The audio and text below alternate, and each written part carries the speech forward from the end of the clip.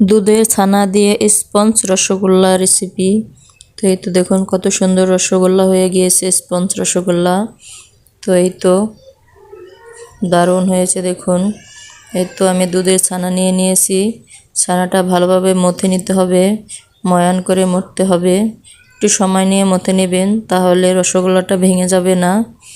তো এই তো আমার মথা হয়ে গিয়েছে। এবার আমি ছোট ছোট আকারের শেপ দিয়ে রসগোল্লা তৈরি করব। গোল গোল করে রসগোল্লা বানিয়ে নিতে হবে। ছোট ছোট বানাবেন, এটা ফুলে দ্বিগুণ হয়ে যাবে। তো এই তো আমি ছোট ছোট আকার দিয়ে বানিয়ে নিচ্ছি। এটা যখন রান্না করবেন তখন দ্বিগুণ হয়ে যাবে ফুলে। এই তো আমার 8 পিস হয়েছে। পানি বসিয়ে দিয়েছি, সামান্য দারচিনি আর এলাচ দিয়ে দিয়েছি, হাফ কাপ চিনি দিয়ে দিয়েছি। মিষ্টির একটু কমই হবে। এই তো পানিটা ফুটে আসছে, এই পর্যায়ে আমি রসগোল্লাগুলো দিয়ে দেব।